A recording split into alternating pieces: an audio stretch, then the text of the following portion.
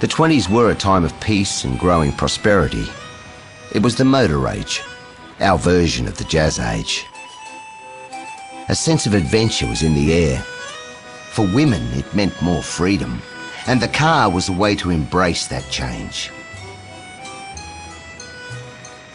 Alice Anderson was a mechanic, and in the 1920s, she was the most recognised woman in Melbourne.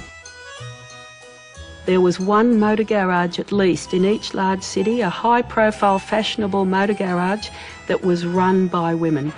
The clientele was some of the elite men of society who came to women's garages. Women's garages were thought to be the kind of fashionable, ultra-modern way that car culture was going to develop. The Alice Anderson garage in Kew was something we hadn't seen before, and haven't seen since.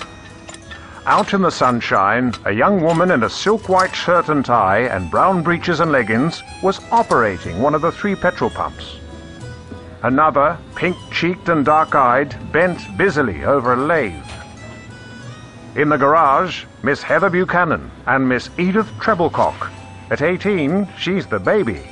The girls know what their mistress stands for. The Herald, September 1926.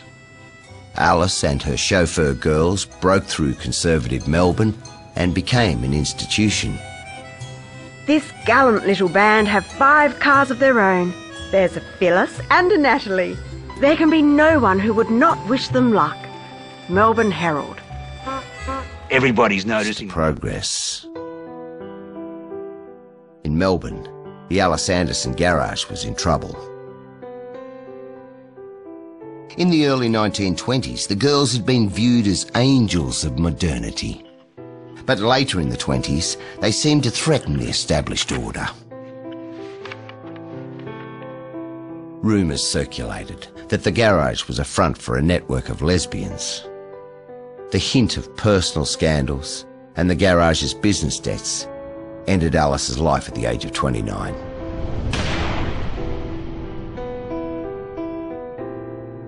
The inquest found it was accidental death while she was cleaning a pistol.